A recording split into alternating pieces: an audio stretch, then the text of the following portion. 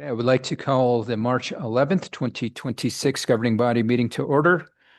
We will go ahead and start with a pledge of allegiance led by Councilor Faulkner, salute to New Mexico flag led by Councilor Garcia, and invocation of remembrances led by Councilor Cassett. Please stand as you're able.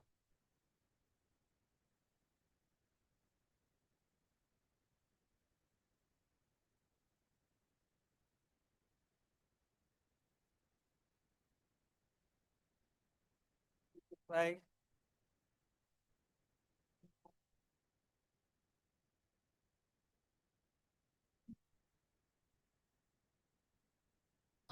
Good evening, everybody. So I need to thank my colleague as I had that moment of like, oh my goodness, I'm doing the invocation. What should I talk about? And she reminded me that it was recently International Women's Day. And so I did want to take a moment to recognize all the incredible women that lead the city. We actually have a number of my favorites right here who we get to hear from, as well as my colleagues on the dais. And I think that it is important that we remember that, that every time they have International Women's Day, they talk about how recent it's been since a woman, had to have a man sign off for her to get a credit card or to have right to equal pay. Obviously, we are still struggling with the right to choose. And I think it's a really good reminder for us as we think about some of the challenges that we work through and how do we improve the lives of our community. And sometimes that's as simple, but not easy. It's never easy as, getting a road paved or redoing a park. But we also discuss a lot of really challenging issues in these chambers. And so I really want to thank my colleagues, as always, for tackling issues with a lot of thought, a lot of heart, really, really caring for the community, even when there are differing opinions. We really work to continue to move our community forward, and really recognizing all the women up here with me, as well as the many incredible women that are here in the chambers, as well as in the city. We have some phenomenal female leaders, so really want to recognize you all and thank you for your work. Thank you, Mayor. Any other remembrances? Councilor Faulkner. I would like to remember J.D. Billington's father. He was a veteran and served this country with dignity and integrity. And so I'd just like to take a moment to recognize his passing. Councilor Cassett. Thank you, Mayor. I did also want to send my condolences to JD and his family. I don't believe I ever had the opportunity to meet his father, but knowing who JD was, I'm assuming that his father really was a wonderful person because I know how much he meant to JD. JD has been, he's a constituent of mine. I feel very lucky to represent him and really just want to send condolences to him and his family. Thank you. Sir Castro. And I'm not sure if Councilor Chavez is going to do this as well, but I do want to remember Diana Chavez, who passed this week.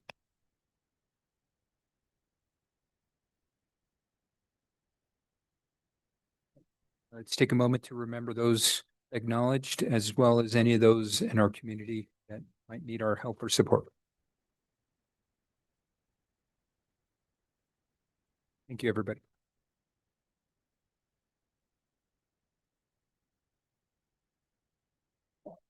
Madam City Clerk, can we get a roll call, please? Certainly, Mayor. Councilor Barrett. Here. Councilor Bustamante. Here. Councilor Cassett. Here. Councilor Castro. Presente. Councilor Chavez. Here. Councilor Faulkner. Here. Councilor Fagali. Here. Councilor Garcia. I'm here. Mayor Garcia. Present. Mayor, you have a quorum. Hey, next item on the agenda, approval of tonight's agenda. Is there any changes from staff? Yes, Mayor, we are removing item 9W because it's a duplicate of 9U. Any other changes? No, Mayor. Any changes from governing body members? Move to approve as amended. Second. We got a motion and a second. Any discussion? Hearing none. Madam City Clerk, can we get a roll call vote, please? Councilor Barrett. Yes. Councilor Bustamante. Yes. Councilor Cassett. Yes. Councilor Castro. Yes. Councilor Chavez. Yes. Councilor Faulkner. Yes. Councilor Fagali. Yes. Counselor Garcia, Yes. motion passed. Okay, next up is approval of tonight's consent agenda. Can you please tell us what items may have been pulled? Mayor, item 9V was removed by Counselor Casse. Okay, any other items governing body members would like to remove? Move to approve as amended. Second. Okay, so we've got a motion and a second. Any discussion? Or none? Madam City Clerk, can we get a roll call vote, please? Counselor Bustamante, Yes. Counselor Casse, Yes. Counselor Castro, Counselor Chavez, Yes. Counselor Faulkner, Yes. Counselor Fogali, Yes. Counselor Garcia, Yes. motion passed.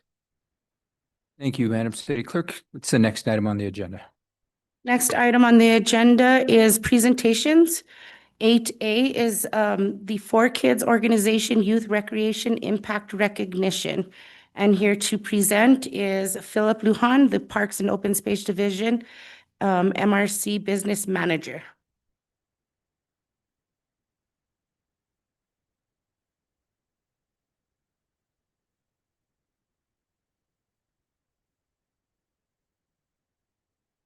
Mr. Lujan, can we just make sure that the mic is So- on? That way the folks watching us virtually can hear you. Is that better? Perfect. Awesome. Good evening, Mayor and members of the City Council. My name is Philip Lujan, and I serve as the Municipal Recreation Complex Business Manager with the Parks and Open Space Division. I have worked with the Parks Division for 4 years and have dedicated 18 years in total to our government.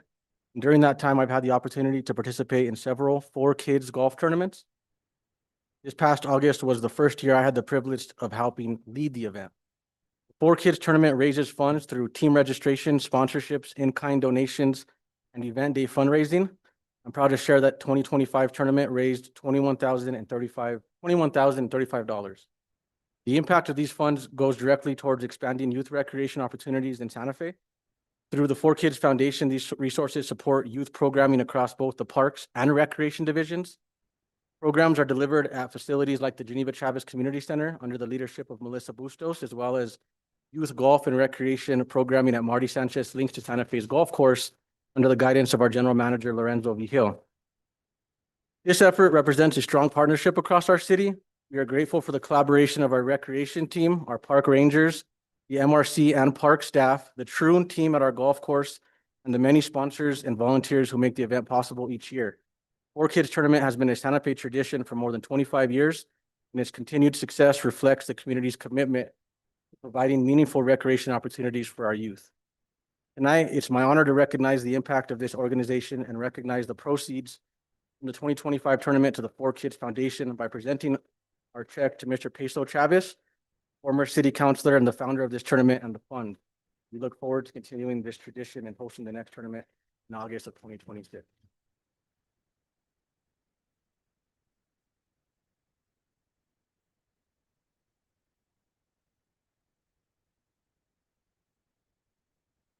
Mayor, members of the governing body, city manager, and staff, and those present here. So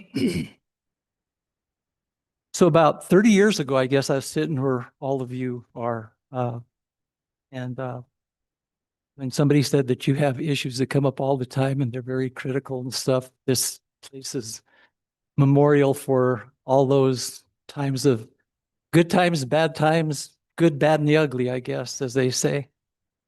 But anyway, I just want to kind of give you a history of what was going on. And I remember somebody telling me that issues back in, I forget when, long time ago, that issues were about roads.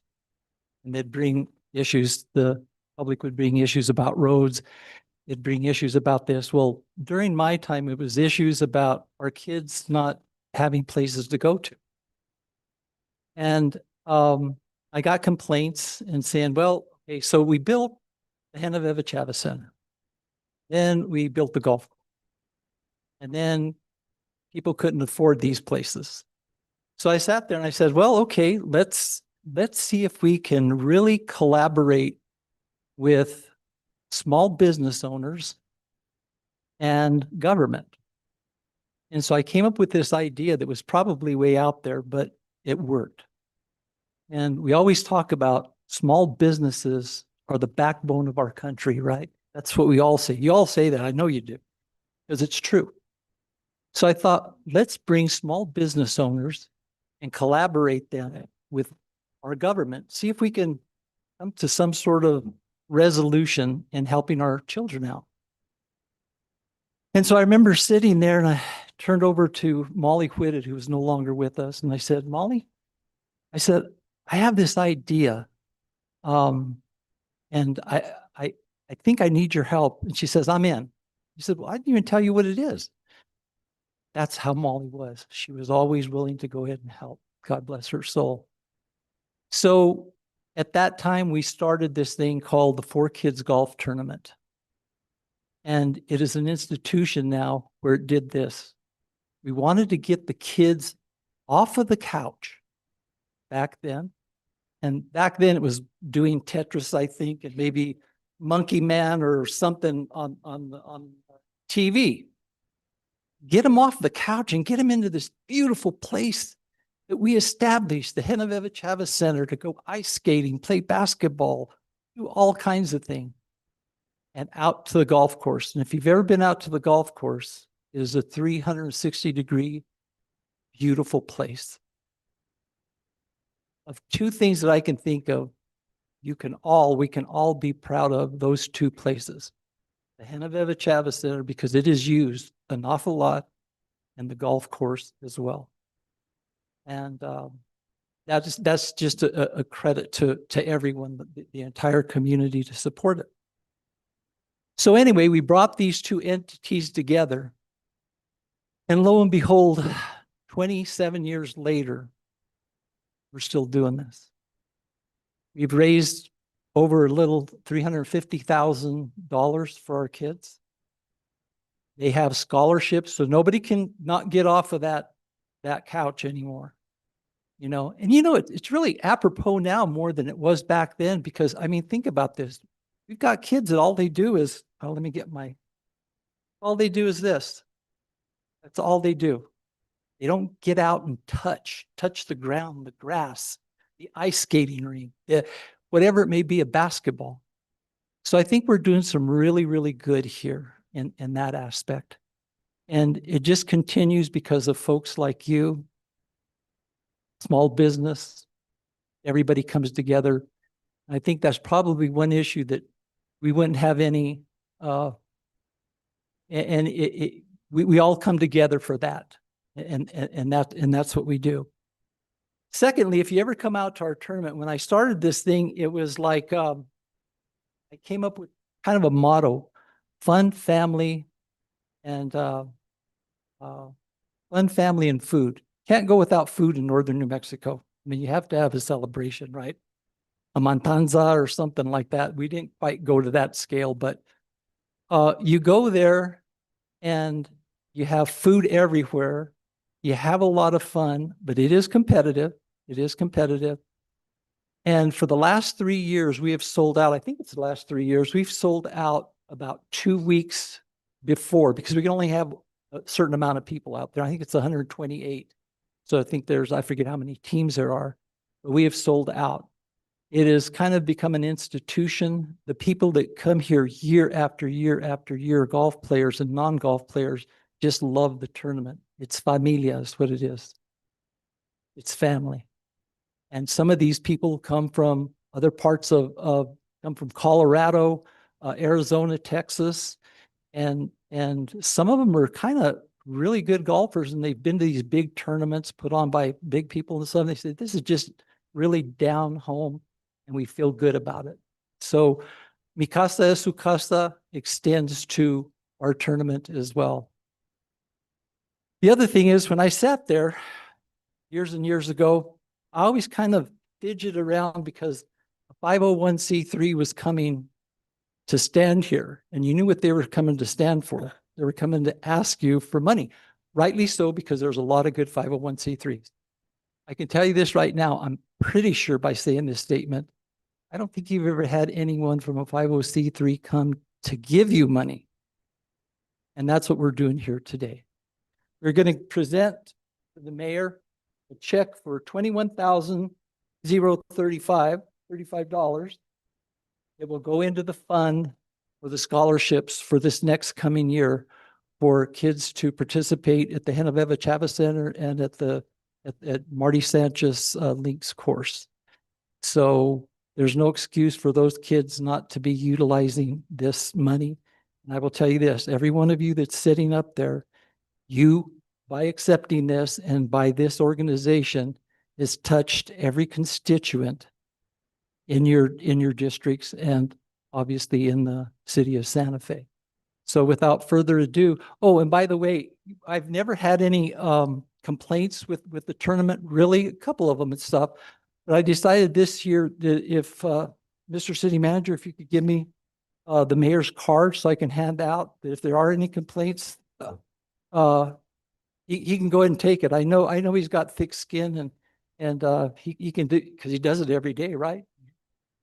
Okay, with that, thank you very much. And if I can present this to you, Mr. Sure. Thank you, Councillor Chavez. Will the governing body members help me on the bottom accept this check?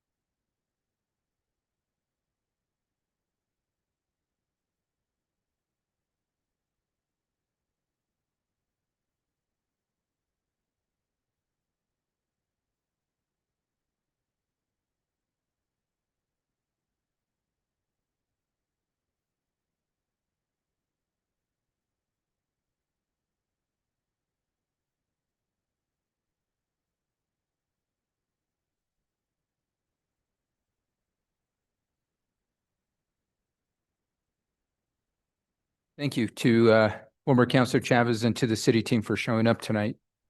Madam City Clerk, next item on the agenda, please. Next item is 9U. This is consideration of a resolution sponsored by Councillor, oh, I'm sorry. This is a resolution sponsored, it's 9V. Take that back, 9V, consideration of a resolution. This is sponsored by Mayor Michael Garcia, Councillor Lee Garcia, and Councillor Pilar Faulkner. It's a resolution supporting the placement of the remnants of the Soldiers Monument in the New Mexico History Museum on a temporary basis, authorizing the city manager to work with the state officials to enter into a temporary loan agreement. Move to approve. Second. Okay. Councillor Cassett, you pulled this item? Did, thank you, Mayor. I had brought this up at Finance. And Mayor, again, I really want to thank you for coming to Finance. I really appreciated you coming to have that conversation. The reason that I pulled this is when I've really been listening to the community, what I've been hearing a lot about the Soldiers Monument is come to a conclusion and stop spending money. And so when I was looking at the fiscal impact of $25,000 estimated to move this as a temporary solution, I'm not feeling as okay with that price tag right now, especially after the meeting the other day when I think that there were a lot of individuals that were, saying for those who wanted it to be rebuilt, we're looking at that impact or at the feasibility report and saying, sounds like you're going to need to rebuild it. If you rebuild it with a another or brand new materials. And so really thinking about how much money this has cost, knowing that we're going into a rough budget year, the economy is a little shaky. I just wasn't, I'm not feeling comfortable spending $25,000 to move it. I do really understand the thought behind it, the intent behind it, and I really, I appreciate that. I appreciate, as we move forward with this, the out of the box thinking.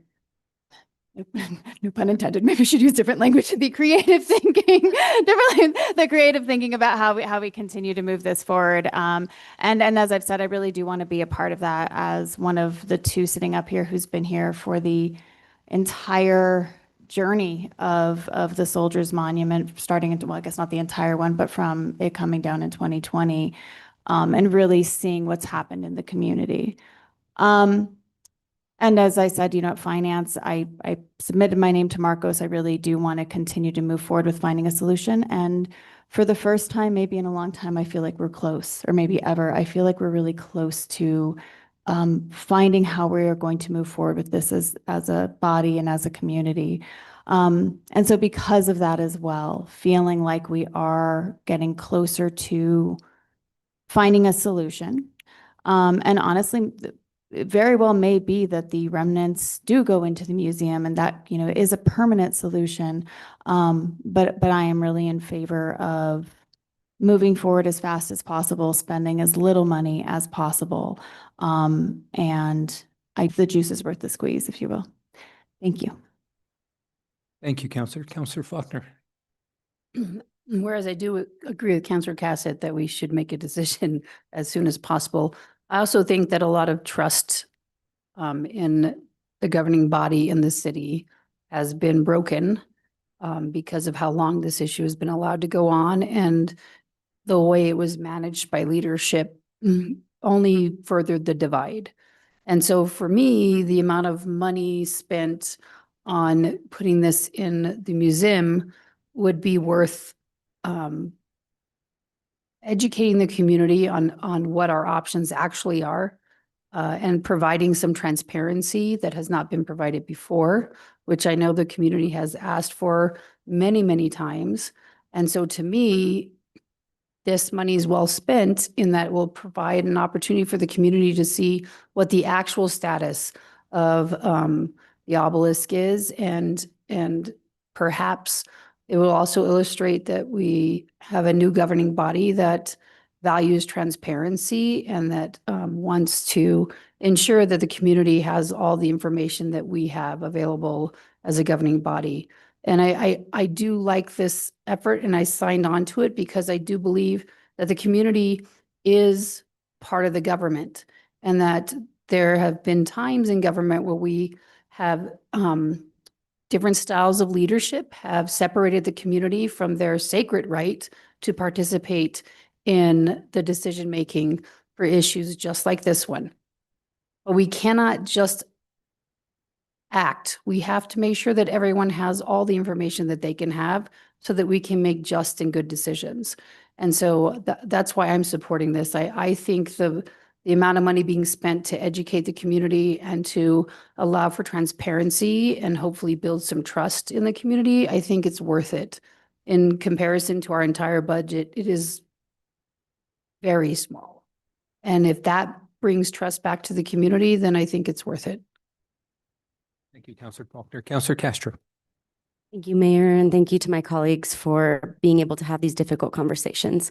I just briefly wanted to address a conversation I had with a constituent about the weight being held by this monument and the amount of effort and energy we have spent, including resources, including money, including time, staff time, on trying to deal with our colonial history in the city of Santa Fe.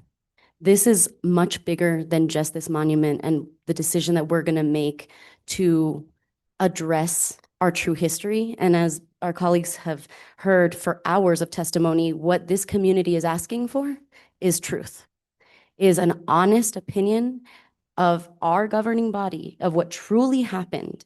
And truth and honesty are difficult things to peg down.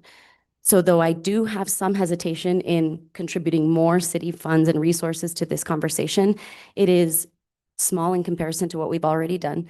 In 2020, Councilor Cassett alluded to, I was on the other side of this conversation saying that the folks on this dais should not be the ones to make the decision. And I stand firm in that. As Councilor Faulkner mentioned, this is a community decision, not for us to make, but for everyone to be a part of. So anything I can do to create more transparency, more information, better context, I do want to do that.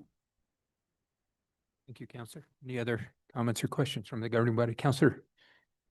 Thank you, Mayor. I just wanted to point out in terms of the financial impact of this, it is small, but it is still more than the check that we just accepted for youth recreation. So just when we're looking at our budget, I think those things are important to consider.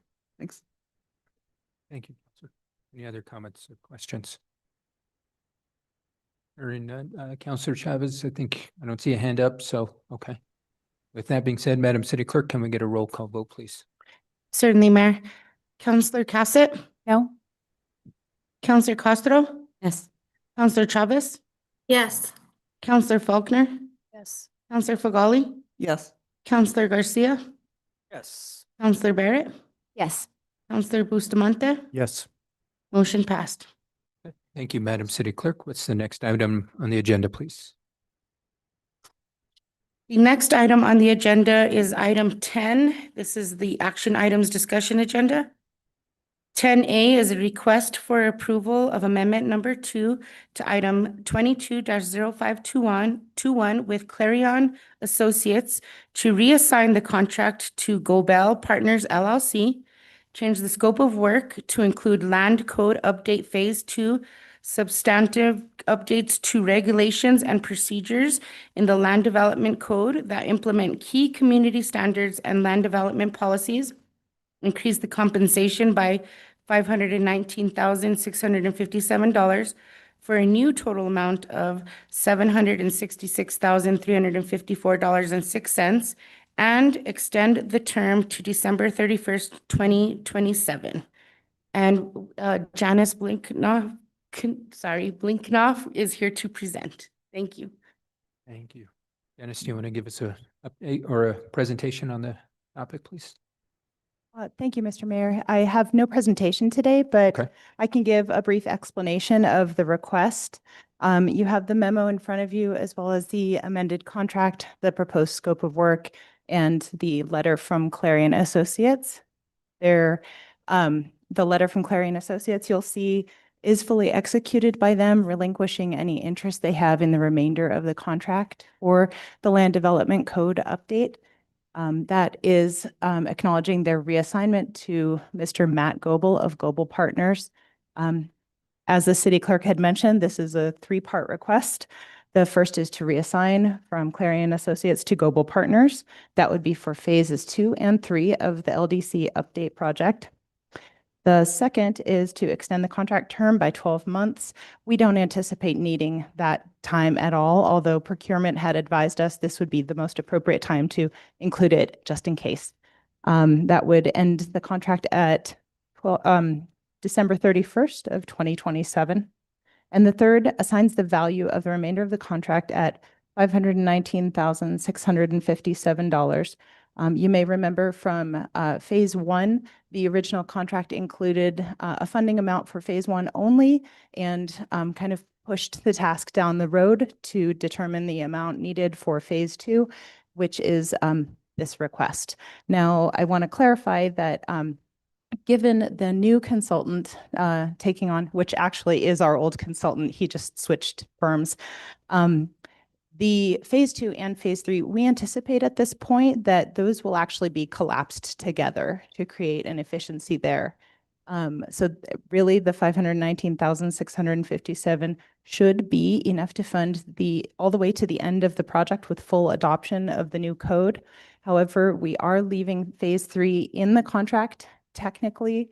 If there is an unexpected delay, as there was last time with phase 1, where and extra elements are desired to be put into phase 2 or phase 3, or if there are any items that we can't get to in phase 2 during the fiscal years that are assigned to it, We just want to have that kind of as a holding space. So phase 3 will probably be consumed into phase 2, but we're leaving it in as a space holder.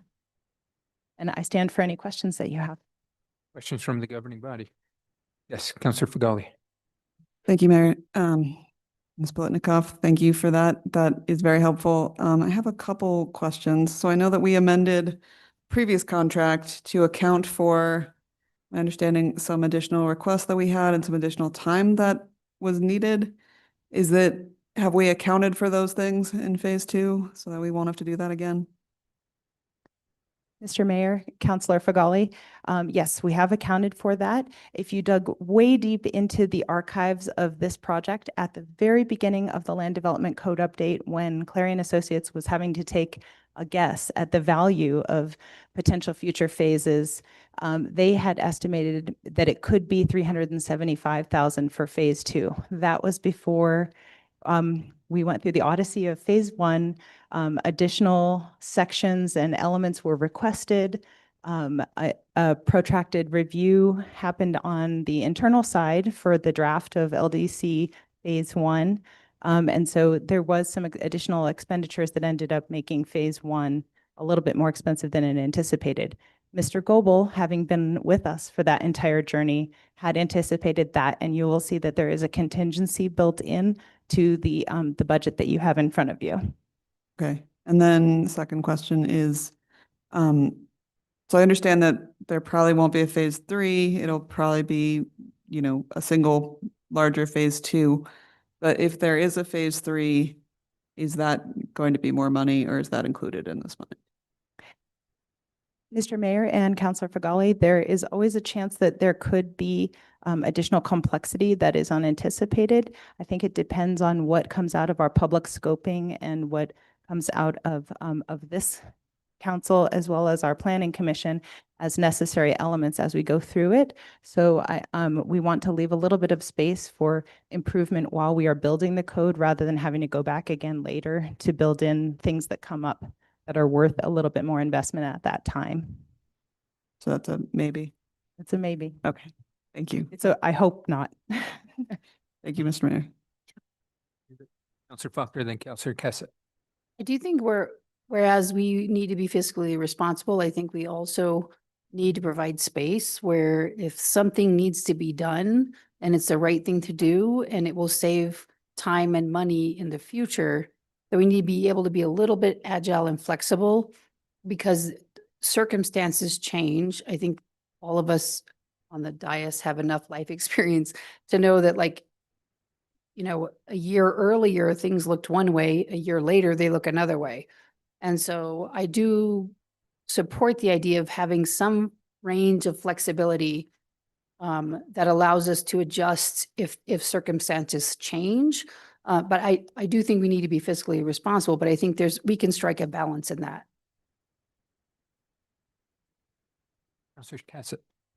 Thank you, Mayor. Thank you, Janice, so much for being here and for, I know that we've had this discussion about making sure that this is fully funded, a fully funded project. So as I have told some of your directors, please come forward. This has been a really big issue for a very long time and causes a lot of challenges in the community. So, to Councilor Faulkner's point, I think really making sure that we are investing in something that has such a big impact on the community is important. I have a bit of a question about the processes coming up, as I've received a number of inquiries from various groups who are interested in various parts of the code. From they're interested in historic, they're interested in lighting, they're interested in water. So, all these different places that either the code or the general plan are touching. And explaining that this time we have learned, as you said, after our odyssey, really was quite an odyssey. Marcy's here to attest to that as well. From phase 1, that we'll be chunking out this process a bit more and really, deep diving into various pieces and adopting it, not necessarily as a whole as we just did, but rather really looking at specific pieces.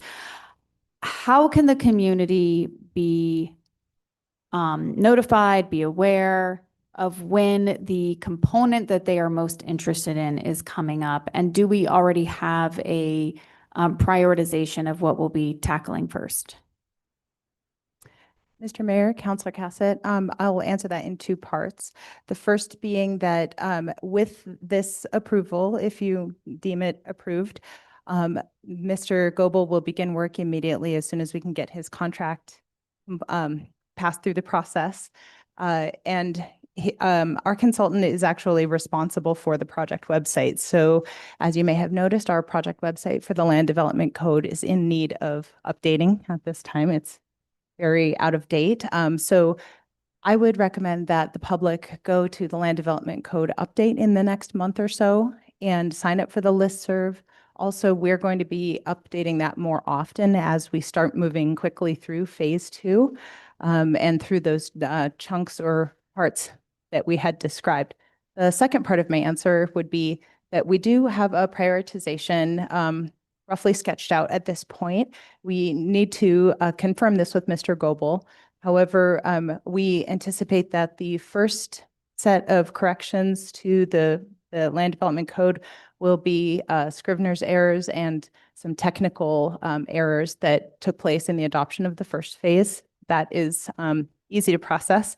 The second step would be to process clerical errors that may be deemed substantive. So that will depend on the city attorney's office and their determination of which of the corrections are, they may be clerical, but to change them might have impacts on some people. So we want to be extremely careful with that. And then after that, I believe Director Lamboy recently had spoken with you about the list of our top priority items. These are not in exact order, I apologize, but we'll be including the wildland urban interface regulations, our massage parlor regulations, the streets standards. That's really the first huge one, is the changing the streets standards to better coordinate with Public Works. And the other items are slipping my mind at this moment, but we'll be chunking out the top priorities to come in the first batch of changes and then going section by section after that. So we want to prioritize the most urgent items first, of course. Got it. Thank you. And I think that's helpful, you know, as really community members who are very interested in how they get the information. Because the difference between the general plan and the Land Development Code is not always well understood by the public, is there a possibility, and honestly, I have moments and I'm like, is that general plan, or, you know, it's complex. But is there a possibility of combining the websites with the Santa Fe Forward, which I know has gotten a lot of traffic and we've been able to drive a lot of people there? Can we either, you know, combine them or at least connect them so that, you know, we do have this back and forth for individuals that are looking for one or the other? Mr. Mayor, Councilor Cassett, those are currently connected on santafeforward.org, also on the City Smart website. That's our mapping-based information source that's related to these projects.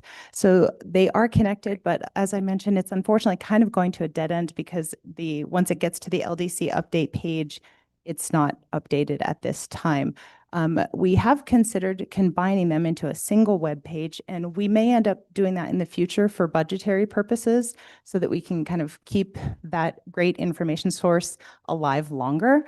But at this point, there is a lot of conflation happening in the community between the two projects. And given the stage that they're both in, we would prefer to keep them separate at this time. But of course, if we do combine them, we will work with the comms department to vastly publicize that so that people know exactly where to go for information in the future.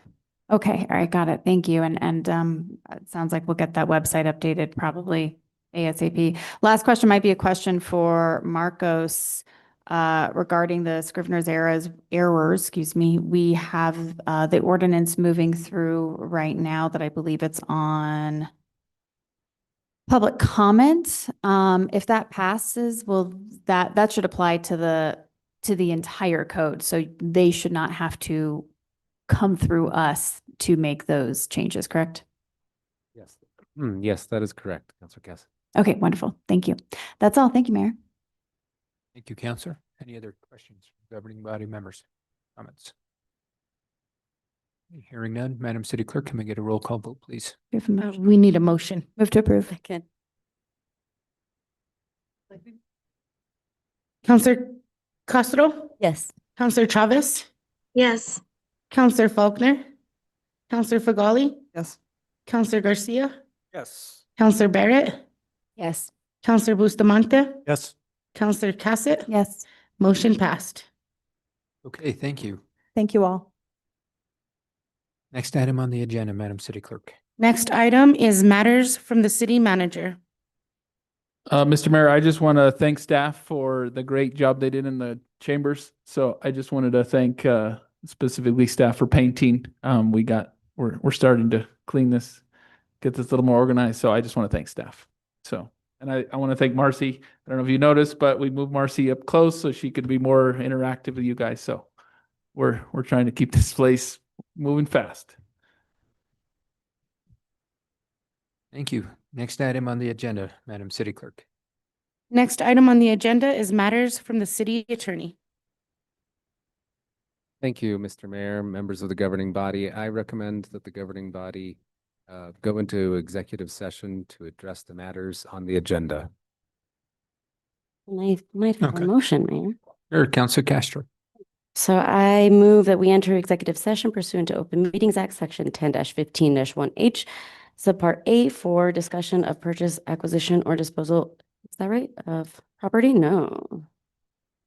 Of pending litigation. It's Second. both. So should we say a motion for both? Yes. Okay, so we'll start with discussion, purchase, acquisition, or disposal of real property and water rights by governing body. And I move that we enter into executive session pursuant to Open Meetings Act, Section 10-15-H, Subpart 7, for discussion of threatened or pending litigation in which the governing body is or may become a participant. Second. Okay, so we got a motion and a second. Any discussion? There are none, Madam City Clerk. Can we get a roll call vote, please? Counselor Chavez, Yes. Counselor Faulkner, Yes. Counselor Fagali, Yes. Counselor Garcia, Yes. Counselor Barrett, Yes. Counselor Bustamante, Yes. Counselor Cassett, Yes. Counselor Castro. Yes. Motion passed. And Madam City Clerk, we got Counselor Chavez, a link. Okay. All right, thank you.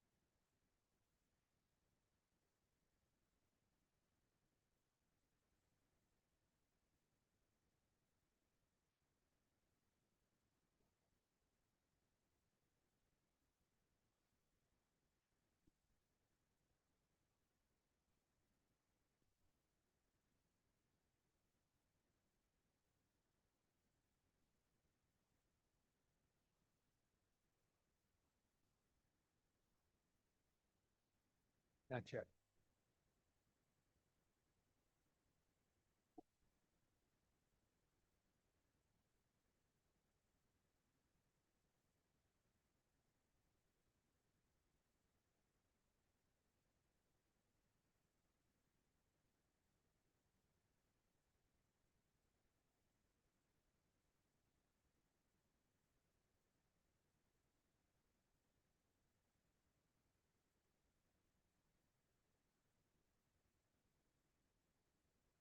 Go to the link.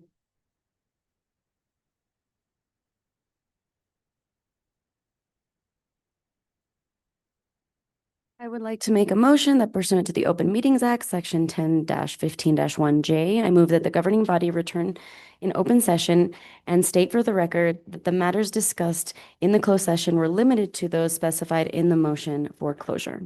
Second? We've got a motion and a second. Any discussion? There are none. Madam City Clerk, can we get a roll call vote, please? Certainly, Mayor. Counselor Faulkner, Yes. Counselor Fogali, Yes. Counselor Garcia, Yes. Counselor Barrett, Yes. Counselor Bustamante, Yes. Counselor Cassett, Yes. Counselor Castro, Yes. Counselor Chavez. Yes. Motion passed. Okay. Next item on the agenda, Madam City Clerk.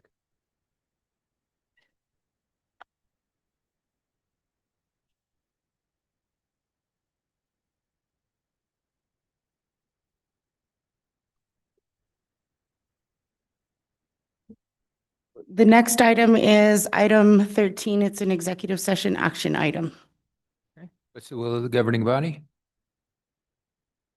So is the will of the governing body that we do not have to take action? We will take no action on this item. Okay, we've got a motion for no action on this item in a second. Any discussion? Second. Okay, hearing none. Madam City Clerk, can we get a roll call vote, please? Counselor Fogali, Yes. Counselor Garcia, Yes. Counselor Barrett, Yes. Counselor Bustamante, Yes. Counselor Cassett, Yes. Counselor Castro, Yes. Counselor Chavez, Yes. Counselor Faulkner. Yes. Motion passed. Thank you. Next item, please, Madam City Clerk. Next item is matters from the city clerk. And you all will see that I left for you a couple of projects that the community engagement team is working on. There's one for the Affordable Housing Community Input Session. This will take place on Tuesday, March 24th at 6:30 p.m. And this will be at the Genoveva Chavez Community Center, Community Room. And then the second is the annual egg hunt and big truck event. This will take place on Saturday, March 28th. The gates open at 9 a.m. and the event will begin at 10 a.m. So if you all have the opportunity, please attend these. And also, my daughter knocked over 3 home runs today at her game. So shout out to Mahita. Good job. Okay, thank you, Madam City Clerk. Any next item on the agenda, please? Next item, Mayor, is communications from the governing body. And I'm going to start on my left, Counselor Bustamante. I have nothing, Mayor. Thank you. Okay, Counselor Cassett. Thank you, Mayor. All I have is that I want to wish my stepmom a very happy birthday. So happy birthday, Bree. She, actually, I have no idea how old she turned. She's never told me her age, but I hope that they had a wonderful, wonderful weekend celebrating. Thanks, Mayor. Okay, thank you. Counselor Castro. I asked permission, so I'm going to wish Counselor Chavez and Counselor Faulkner happy birthdays. They both had birthdays this past week since we met. So happy birthday. Counselor Faulkner. I want to take a moment to thank staff. I know when we're transitioning between administrations, it can be very stressful. And I have worked with many staff members since the transition. And I just want to appreciate all the work that you guys are putting in and the patience you have with us as we are adjusting to the new transition. And I just think staff is doing a good job of keeping up with the change. Thank you, Counselor. Counselor Garcia. Thank you, Mr. Mayor. Want to give a shout out to the city team and their outreach to the community, especially with what's going on the south side construction. Got three pretty large projects going on, and they're just asking everyone for patience if anybody's listening out there. But thank you to the team for putting out their information, because it definitely has been very difficult to get this information to constituents over the past few years, and light at the end of the tunnel. So Airport Road, South Meadows intersection, and the trail extension are all underway. And so that's a few projects in our district that are creating quite a lot of disruption to traffic flow. And so patience is what we really would like to have from our community members. And then just on a lighter note, wish my wife and my sister's birthday is today. My wife's will be next week. So happy birthday to them. And Counselor Chavez, I know you're not in your seat, but you're the next up in the role on the dais. Thank you, Mayor. Yeah, it's a lot of birthdays in March, so I want to wish my brother a happy birthday. His birthday was March 9th. My great colleague and one of my best friends, Counselor Faulkner, her birthday is March 6th. And then my son turned 14 on March 5th. And just focus on him a little bit. He makes us proud every day. He has a heart of gold. I don't think we could walk through Milagro Middle School without a teacher stopping us and thanking us for having him exist, because he just makes the world a better place. He also, he missed his tournament because he got the flu for the second time. So he missed his 8th grade basketball tournament, which was a huge deal for him, but he showed up for his team when he could, and he was nominated a player, or a top player, I don't know what they called it, but he got an extra award just for his athleticism this year on the basketball team. So, you know, he's just making gains as he's getting older, and I'm really proud of him. Thank you. Thank you, Counselor Chavez. Counselor Barrett. I was going to say, Counselor Bustamante and I were able to attend the fundraiser for Comunidad de Colores. I think they raised $8,000. They're trying to open a free clinic. And shout out to Piper also in Backroads, because they host all these awesome fundraisers all the time. And then just shout out to Geneva Chavez, Genoveva Chavez Center. I'm there every Saturday. It was our first indoor season for Northern at Genoveva Chavez. They just do all the things, and we're always there, ice skating, you know, playing sports, the pool. So they just do everything. And thank you so much for all you do. Counselor Fagali. Thank you, Mayor. I would also like to shout out the Chavez Center. They have been doing a great job. I've also been spending a fair amount of time there now that I have my city employee membership. It's quite lovely. I would like to tell folks that Counselor Castro and I and the county, 2 of the commissioners from the county who are on the Area 1B working negotiating team, we are going to have a public input session. We are still pinning down exact details. It will most likely be the 19th, a week from tomorrow, next Thursday, somewhere. We're trying to find a room, but that is the plan, to have it the 19th at 6 p.m. There will also be plenty more opportunity for discussion once we have a plan that is going forward, which we hope to have in April. So hopefully we will be able to report back to you with what is coming out of those negotiations and public comment, and get that moving this spring. And that is all I have. Thanks. Thank you, Counselor. The only thing I want to do is just give a shout out to our public utilities team, Director Roach and his team. They worked to get an appropriation from working through Representative Teresa Ledger Fernandez's office. It was a $2.3 million check. So we actually had 2 check ceremonies in the chamber today, one this morning, one this afternoon. But that will help to ensure that we have clean water and work to produce effluent. As we all know, effluent has become a high commodity, and these resources will work to ensure that our wastewater treatment plant is on the up and up. So again, thanks to city team as well as Representative Ledger Fernandez for that. No other updates on my behalf. Sure. We move to item 21, is that we're getting close to public comment. I think we can get through. We still have introduction of legislation. for that. You wanted? Oh, yeah. Put it before introduction of legislation and public comment. Or continue on, and then at 7, we move to public comment wherever we're at, I would say. I withdraw my motion. As I think we can quickly get through a couple things. I'll read fast, Counselor. All right, moving on to introduction of legislation. 16A is consideration of a resolution. This is sponsored by Mayor Michael Garcia. It's a resolution authorizing the sale and consumption of beer and hard cider during the Party on the Pitch soccer tournament on May 30th, 2026, pursuant to Section 23-6.2C SFCC 1987. Okay. No, I think it's self-explanatory. 16B is consideration of a bill number 2026-8 and adoption of an ordinance. This is sponsored by Councilor Alma Castro. It's a bill amending Section 23-6 SFCC 1987 to remove the resolution requirement for the purpose of approving sales and consumption of alcohol at public events on city property and requiring that the governing body approval be recorded in regular governing body minutes upon the city clerk's recommendation for approval. Councilor Castro.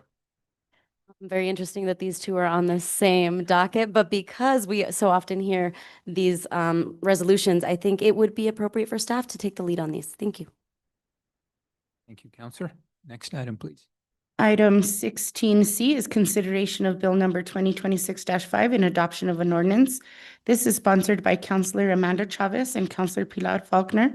It's a bill authorizing the execution and delivery of a water project fund loan grant agreement by and between the New Mexico Finance Authority and the City of Santa Fe in the total amount of $2,500,000, including a loan in the amount of $1 million, evidencing an obligation of the borrower grantee to utilize the loan grant amount solely for the purpose of financing the cost of designing McClure Dam to the outlet, conduit, and spillway, including related work and revisions, and solely in the manner described in the loan grant agreement, providing for the pledge and payment of the loan amount and administrative fee solely from the net revenues of the water utility system of the borrower grantee, certifying that the loan grant amount, together with other funds available to the borrower grantee, is sufficient to complete the project, approving the form of and other details concerning the loan grant agreement, ratifying actions heretofore taken, repealing all actions inconsistent with this ordinance, and authorizing the taking of other actions in connection with the execution and delivery of the loan grant agreement. Okay, Councilor Chavez or Councilor Faulkner? I think that caption is very detailed, so I think we are good. Thanks, G, for reading it. Councilor Faulkner? Okay, next item, please. Okay, item D is consideration of a resolution. This is sponsored by Mayor Michael Garcia. It's approving budget amendments and requesting that New Mexico Department of Finance and Administration approve the City of Santa Fe's second quarter budget amendments for fiscal year 2026. Okay, I think that one is self-explanatory as well. Next item on the agenda, please. Next item on the agenda is petitions from the floor. Okay, so Now can I make the motion Sure. that we do appointments, Mayor? okay. Okay, so what is the item? The appointments? Item 21. Okay, so there's a motion to move directly to item 21. Is there a second? Second. There's a second. Any discussion? Sure, absolutely. Just want to clarify for the public, the reason that we are jumping, because I saw somebody getting up ready, is that we do not start petitions from the floor public comment until 7 o'clock. So the way it was done in the past didn't work very well. So that is why we are jumping over that. And at 7 p.m. we will be shooting right on back over. So thank you. And any other discussion on this item? Or none? Madam City Clerk, can we get a roll call vote, please? Yes, Mayor. Councilor Garcia? Yes. Councilor Barrett? Yes. Councilor Bustamante? Yes. Councilor Cassett? Yes. Councilor Castro? Yes. Councilor Chavez? Yes. Councilor Faulkner? Yes. Councilor Fagali? Yes. Motion passed. Okay, can you take us to the next item, please? Next item is 21A, appointments. Is there appointments to the Charter Review Commission? Pamela Ray, appointed by Mayor Michael Garcia with a term ending April 2027. Renee Villarreal, appointment by Councilor Castro with a term ending April 2027. Maria Perez, appointment by Councilor Fagali, term ending April 2027. Brandon Vega, appointed by Councilor Bustamante with a term ending April 2027. Rod Gold, appointment by Councilor Barrett with a term ending April 2027. Kendall Chavez, appointment by Councilor Faulkner, term ending April 2027. John Paul Granillo, appointment by Councilor Garcia with a term ending April 2027. Roberta Duran, appointed by Councilor Cassett with a term ending April 2027. And Lily May Ortiz, appointed by Councilor Chavez with a term ending April 2027. Motion to approve. Second. So we got a motion and a second. Any discussion? Hearing none, Madam City Clerk, can we get a roll call vote, please? Yes, Mayor. Councilor Barrett, Yes. Councilor Bustamante, Yes. Councilor Cassett, Yes. Councilor Castro, Yes. Councilor Chavez, Yes. Councilor Faulkner, Yes. Councilor Fagali, Yes. Councilor Garcia. Yes. Motion passed. Moving on to 21B, this is appointments to the Human Services Committee. Orion Block, appointment with a term ending March 2028, and Mark Glasser, appointment with a term ending March 2028. Move Motion to to approve. second. Okay, so we've got a motion and a second. Any discussion? Hearing none, Madam City Clerk, can we get a roll call vote, please? Councilor Bustamante, Yes. Councilor Cassett, Yes. Councilor Castro, Yes. Councilor Chavez, Yes. Councilor Faulkner, Yes. Councilor Fagali, Yes. Councilor Garcia, Yes. Councilor Barrett. Yes. Motion passed. I'd like to make a motion that we suspend our rules and go straight to petitions from the floor. Second. Yes, we've got a motion and a second to go directly to petitions from the floor. Any discussion? Hearing none, Madam City Clerk, can we get a roll call vote, please?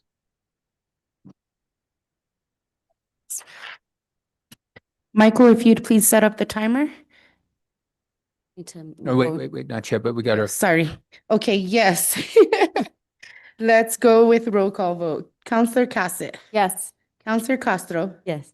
Councilor Chavez, Yes. Councilor Faulkner, Yes. Councilor Fagali, Yes. Councilor Garcia, Yes. Councilor Barrett, Yes. Councilor Bustamante. Yes. Motion passed.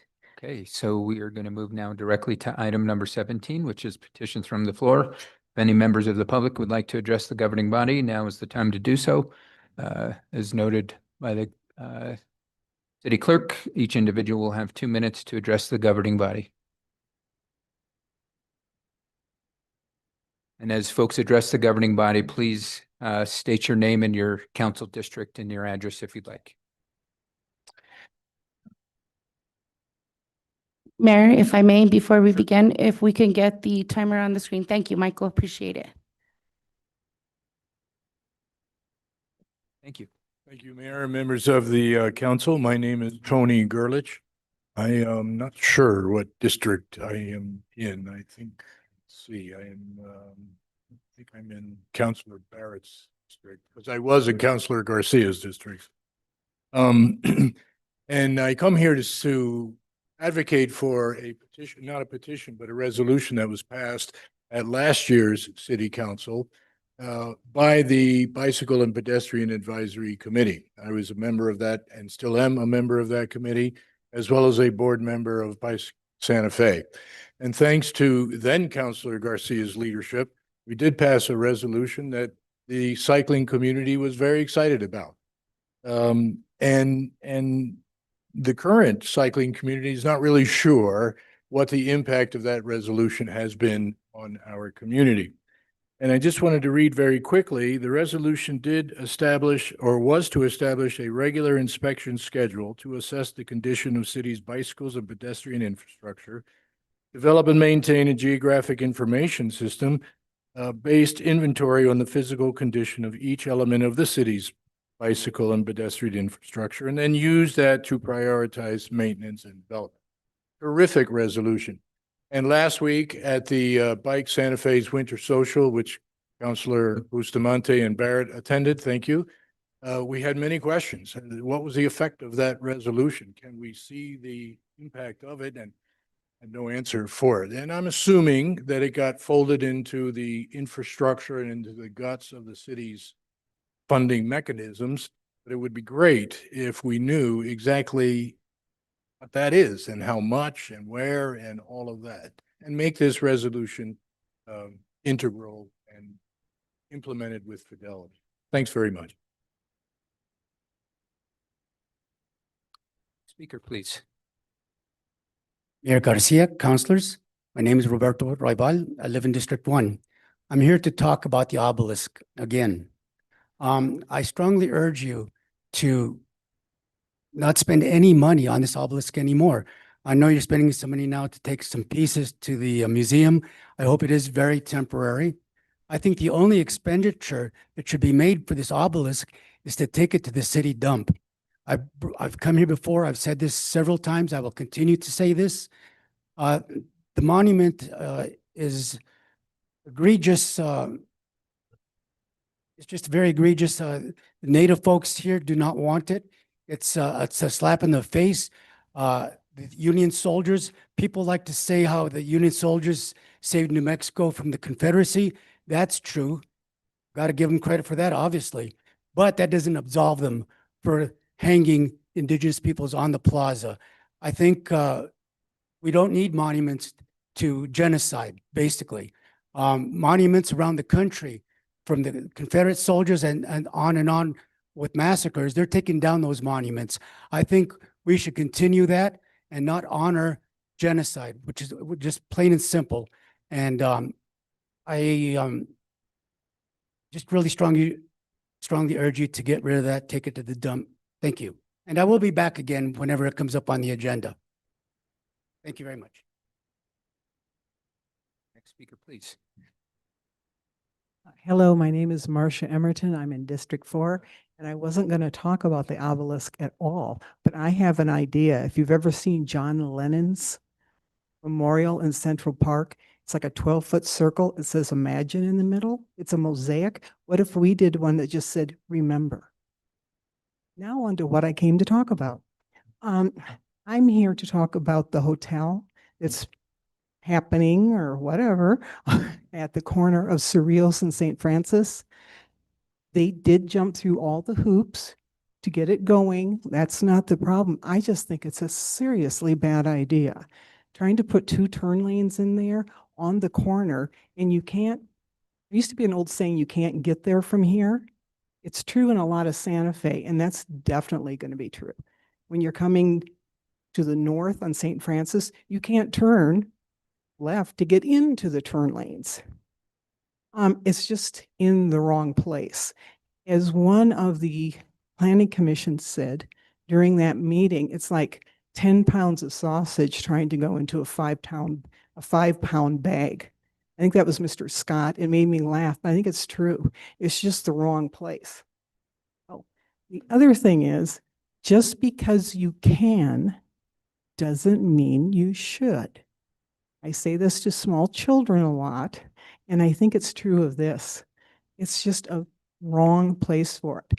Now, what is the procedure for this? I have no idea, and I can't get any answers. I've written several letters to different people. What is the recourse? And I don't know how to find that out, and I'm probably asking a question you guys can't talk back to, but if anyone has any ideas, I'll be somewhere. Thank you. Thank you. Next speaker, please.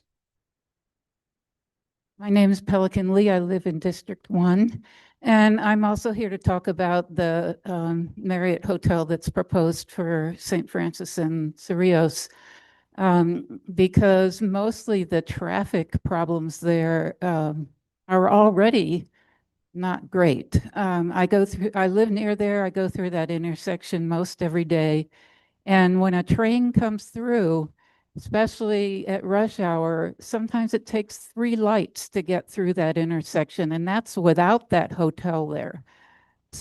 So I think that the idea of having all those people additional trying to get in and out of that intersection so close to the lights is just not a good idea. And this passed the Planning Commission barely by one vote. So I also don't know what the recourse is, but I think that the traffic problems itself are really bad. But also the parking, they're allowing for one parking place for each room. But where are the employees going to park when it's Indian Market or the management? If that hotel is full, where are they going to park? There's no parking in that area that's available for people like that who might be employees. So it's a bad idea.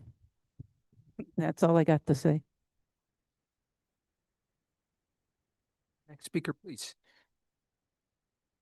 Good evening. My name is Elena Shoskovsky, and I'm part of District 2.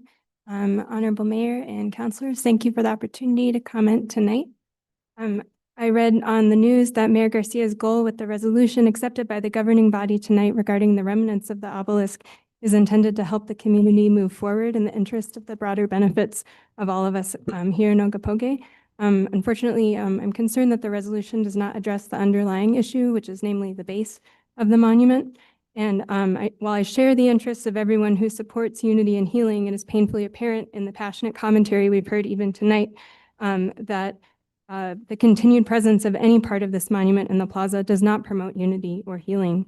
In my few short years here as a guest on Tewa Homelands in Ogopoge, I've learned that the monument is far more than a symbol for Civil War soldiers. It is a reminder of the violent impacts of colonization of this land and the ongoing harmful legacy that infects Indigenous people today. Prolonging the process of removing the monument continues to perpetuate Indigenous erasure and reinforces the message that the longer history of this place, the history that existed way before 1868, does not matter as much.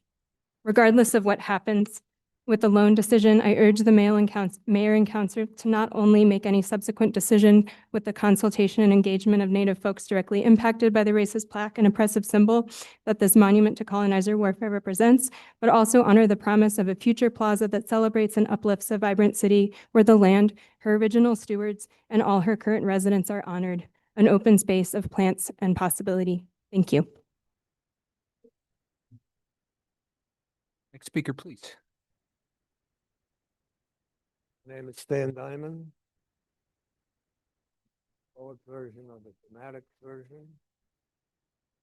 If you could just try to speak into the mic, please.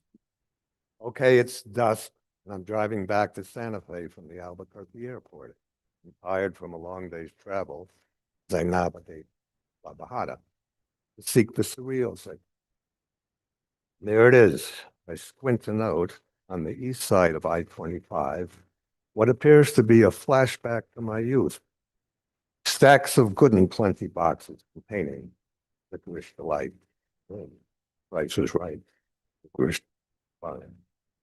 I blink the fantasy away to focus on what is, as the black and white boxes evolve into a slew of apartment buildings with the same black and white color scheme, equally bold in their presentations. Not ready for acceptance of what I deem thine onslaught to the integrity of what makes Santa Fe unique, I retreat to another rationale. I must have slipped into a coma, a functional coma, causing me to overshoot my exit by 400 miles, landing in Denver.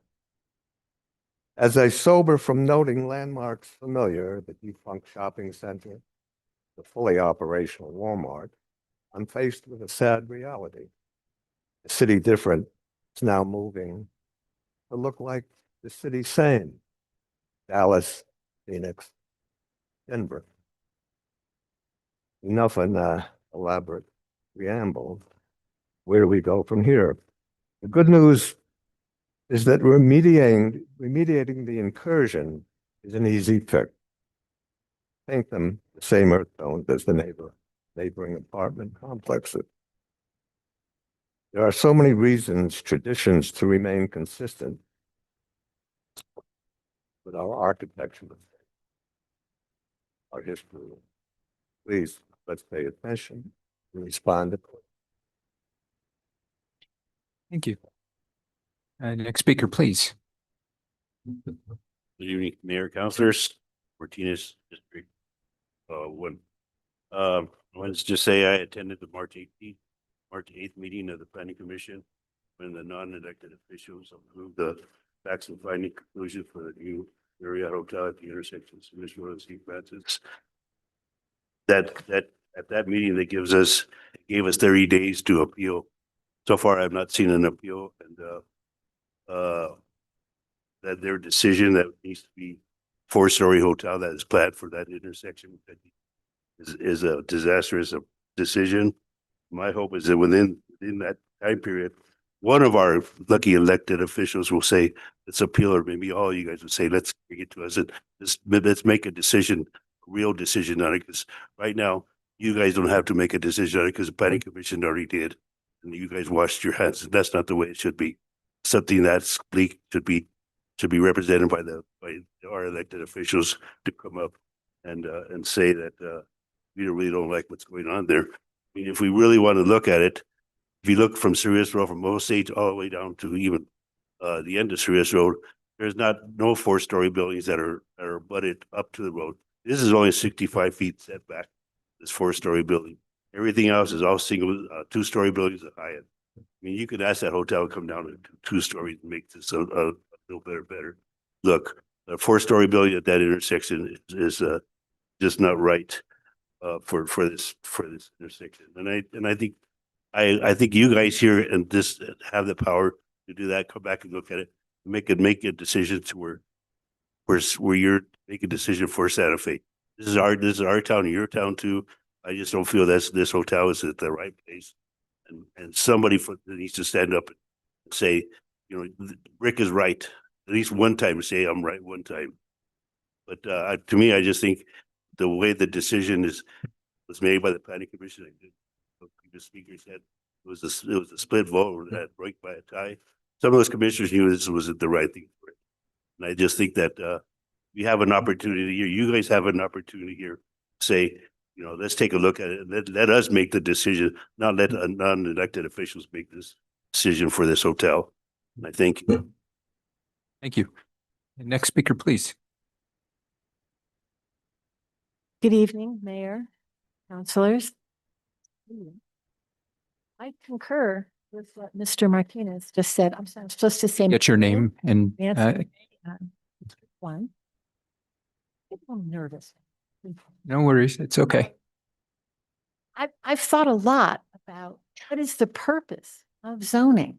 And I think that there are many reasons to appeal, as Mr. Martinez said. But I would like to address specific, the Supreme Court of the United States in 1926 decided the case of Euclid v. Amber, which became the basis for zoning laws all over the United States. As communities tried to institute zoning that would benefit the wider community as far as land use, height, and community use versus single entity or business. I think these are very important principles to keep forward in our mind. We also have the due process clause of the 14th Amendment that we need to appeal when there's a good basis for appeal to protect public health, safety, general welfare. When Justice Brandeis wrote for the majority in this decision, I only found this today, so he talked about also the appropriateness that only the community knows of a particular place or a particular use. And having a pig in the barnyard versus a pig in the parlor. And I think you can probably guess where I think the pig belongs. Thank you so much. Thank you. Next speaker, please.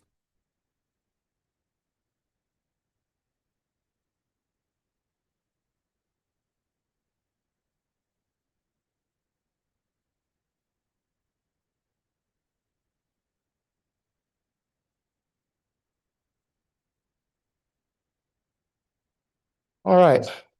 So I'm here to talk about the obelisk. I'm here. Sir, can you to talk about please the state hotel. your name You for the already know, record? you already know, you already know, you already know. Can you please state your name for the record, sir? I mean, how about this? I'll make you a deal. When the police officers are allowed to ask immigrants for their immigration status, I'll give you my name. Can you please state your name for the record, No. sir? No. I'm in your district, so I'll be getting you out next election. So are you gonna let me speak? Speak, sir. All right, so let's talk about the hotel. The hotel, 4 stories tall. Doesn't need to be that tall. It's a waste of space, waste time, waste energy. It's gonna bring a few construction jobs. It's gonna bring a tiny few jobs to the actual city. It's gonna make our skyline look ugly. It's gonna destroy it. So there's that. Let's talk about the obelisk. The obelisk is part of our history.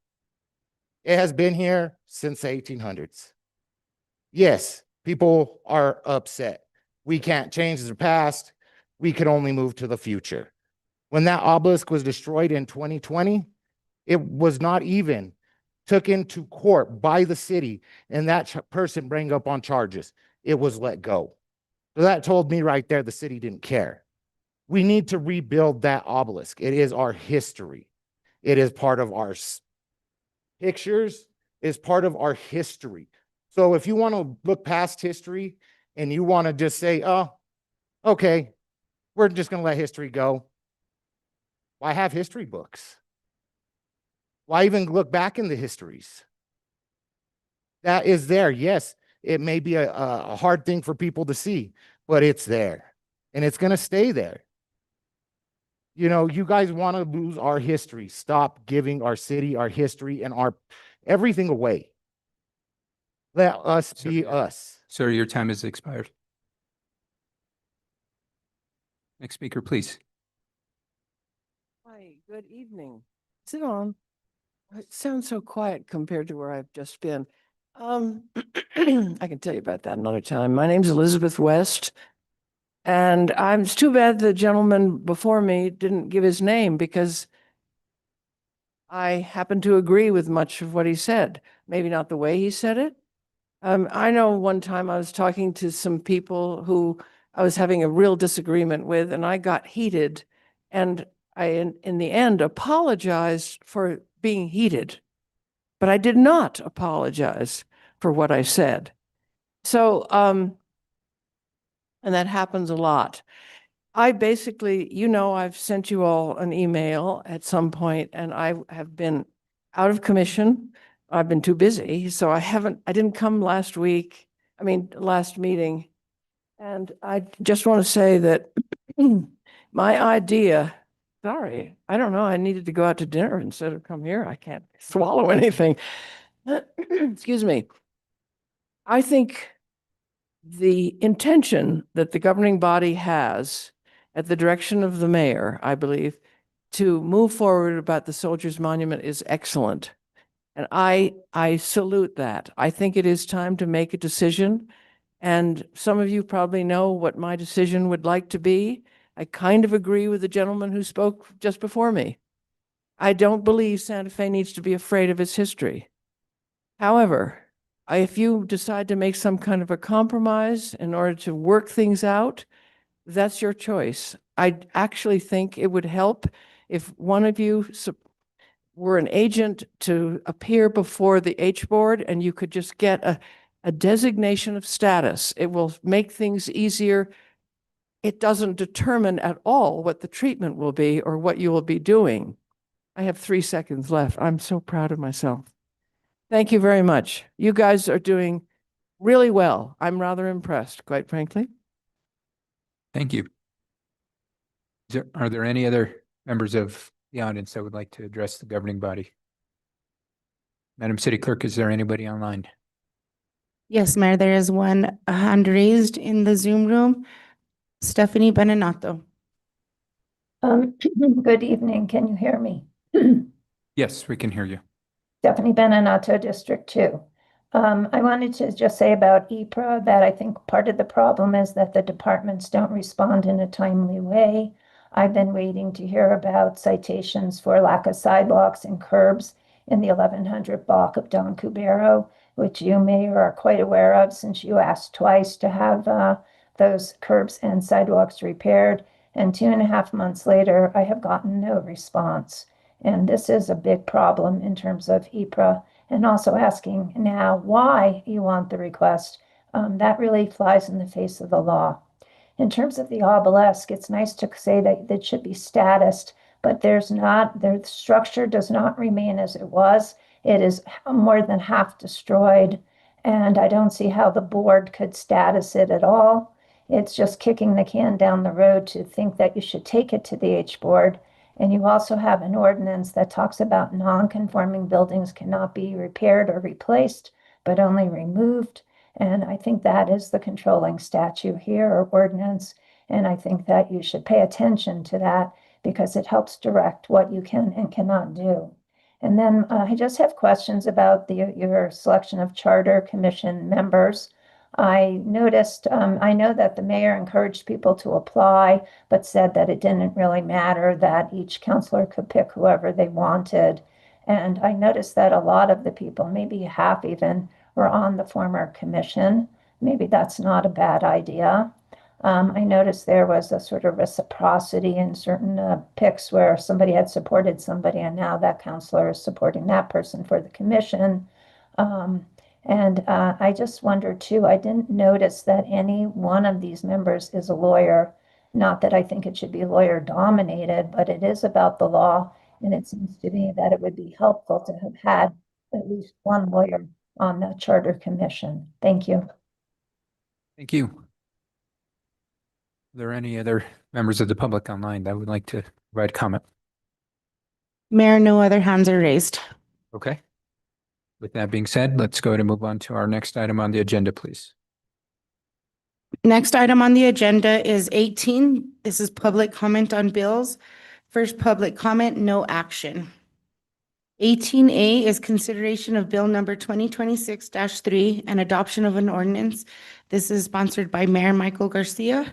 It's a bill relating to city administration, amending section 2-A SFCC 1987 to reorganize certain city departments, creating new sections of code to include 2-8.10, 2-8.11, 2-8.12, 2-8.13, 2-8.14, and 2-8.15, amending section 2-81 SFCC 1987 to include a general provision section and Exhibit A, amending section 2-8.2 to rename Community Health and Safety Department to Community Services Department and to include Youth and Family Services and Recreation, and to remove the Office of Emergency Management, amending section 2-8.3 SFCC 1987 to eliminate the Community Development Department, amending 2-8.4 to establish the Office of Emergency Management and changing the name from Office of Emergency Management to Emergency Management Department,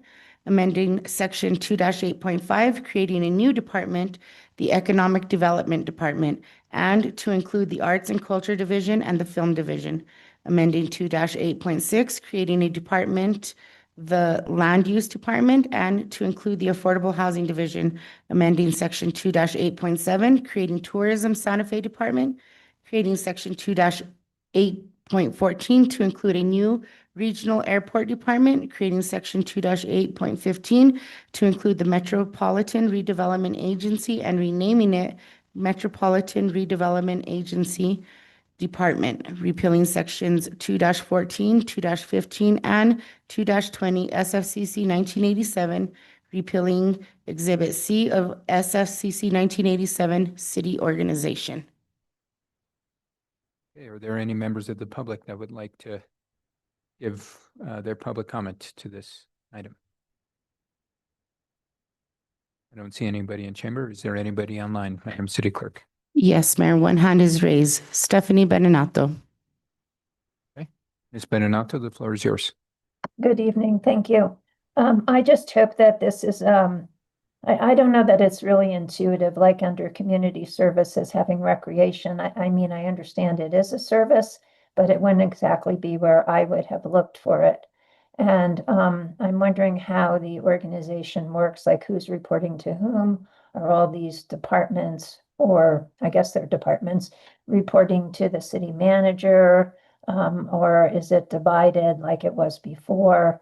I just hope that this is not just, making things seemingly look better, but not actually functioning better.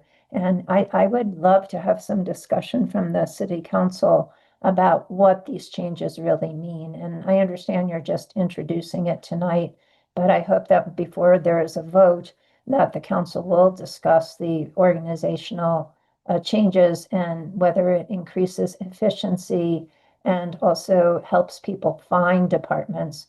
And we still do not have people listing their emails in under departments. It's very, very hard to find anybody's email or even phone number too. And I thought this was going to be a change that was going to occur under this administration for transparency. And I hope that it happens sooner rather than later. Thank you. Madam City Clerk, are there any other folks online that would like to provide comment? No other hands are raised, Mayor. Okay, let's go to move on to the next item, please. The next item is consideration of bill number 2026-4 and adoption of an ordinance. This is sponsored by Councilor Amanda Chavez and Councilor Alma Castro. Be it ordained by the governing body of the City of Santa Fe, authorizing the execution and delivery of a loan and subsidy agreement by and between the New Mexico Finance Authority and City of Santa Fe, New Mexico, in the total amount of $17 million,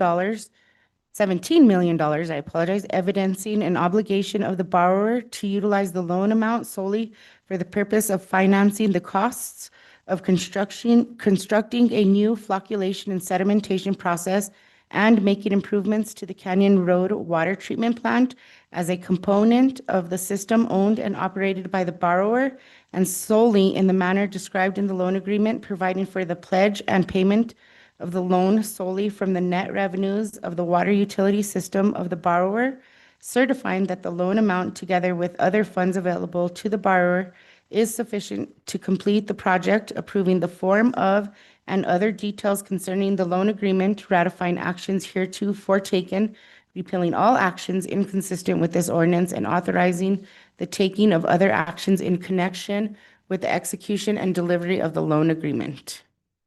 Thank you. Are there any members of the audience that would like to speak to this item? Seeing none, Madam City Clerk, is there anybody online that would like to provide public comment to this item? Mayor, no hands are raised in the Zoom room. Okay.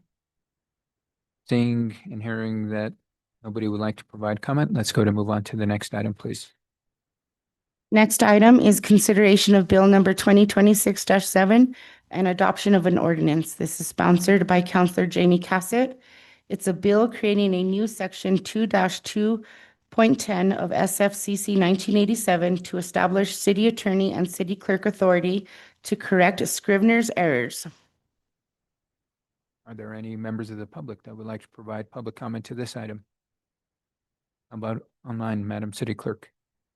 Mayor, one hand is raised. Okay. Stephanie Benenato. Thank you. I just hope the term Scrivener's error is very clearly and specifically defined so that there isn't an overreach in changing actual substantive parts of an ordinance. And it's just for grammatical errors or stylistic errors, such as his and now being, that person, or a comma or something like that. So I do hope that term is very specifically and clearly defined in the ordinance. Thank you. Thank you. Madam City Clerk, if we can move to the next item, please. Next item is 19. This is final action on legislation. This is a public hearing. 19A is consideration of bill number 2024-14 and adoption of an ordinance. This is sponsored by Councilor Amanda Chavez and Councilor Alma Castro. It's a bill amending section 25-4.1 Exhibit A, Rule number 2, to adopt new definitions and adopting a new Rule number 7 imposing requirements for backflow prevention and control for certain customers, imposing fees for administering the program, and imposing fines for violations. And I do have Justin Gonzalez, Cross Connection Specialist, in the Zoom room. Okay. Mr. Gonzalez, if you wouldn't mind, please giving us a brief overview of the item for us. Hello, good evening, Mayor and City Council members. Can you hear me? Yes. Okay, great. So this ordinance would basically be giving us the ability to enforce what's already in code by having backflow prevention assemblies tested annually and having them also required where they may have been overlooked or maybe were not installed to begin with. This will provide better safety for our drinking water system and, prevent any contaminants from getting back into our water system, therefore causing anyone to get any type of harm. Thank you, Mr. Gonzalez. We will now move to the public comment portion of this public hearing. Are there any members of the public that would like to address this item? Seeing nobody in the audience, step forward. Madam City Clerk, is there anybody on Zoom that would like to provide public comment? Mayor, no hands are raised in the Zoom room. Okay. We will now move to questions from the governing body for this item. Seeing no questions. Okay, seeing no questions, we'll go ahead and close the public hearing portion. Any discussion or potential motion from the governing body?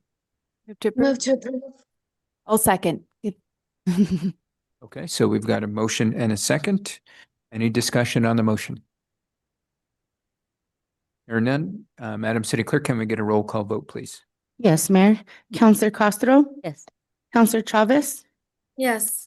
Counselor Faulkner? Yes. Counselor Fagali? Yes. Counselor Garcia? Yes. Counselor Barrett? Yes. Counselor Bustamante? Yes. Counselor Cassett? Yes. Motion passed.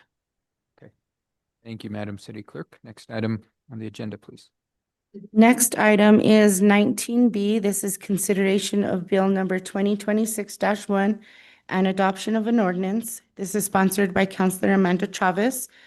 Be it ordained by the governing body of the City of Santa Fe authorizing the execution and delivery of a water project fund loan grant agreement by and between the New Mexico Finance Authority and the City of Santa Fe in the total amount of $7,750,000, including a loan in the amount of $3,100,000, evidencing an obligation of the borrower grantee to utilize the loan grant amount solely for the purpose of financing the costs of construction of new flocculation and sedimentation improvements to the Canyon Road Water Treatment Plant, including demolition of existing clarifier equipment, structural additions, new flocculation and sedimentation equipment, all associated power controls, process and chemical piping and valves, new flocculation master control center, electrical building, and associated grading and paving, potable water yard piping relocation,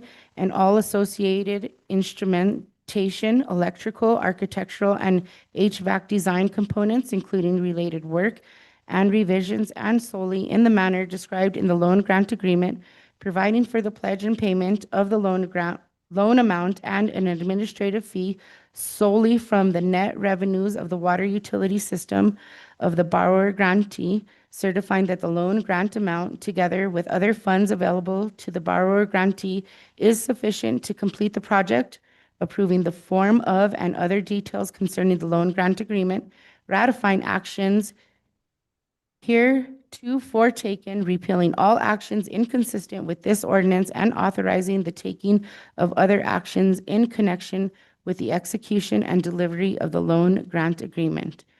And we have Alan Hook, Water Resources Coordinator, here to present.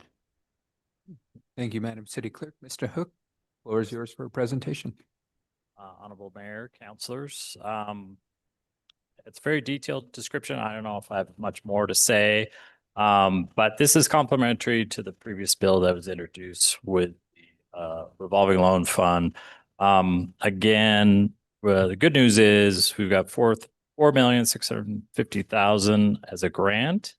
The other 3 million is going to come as a loan. Those loans, the loan itself, the term of the loan is 20 years at 0.25%. That'll be covered by the utility revenues.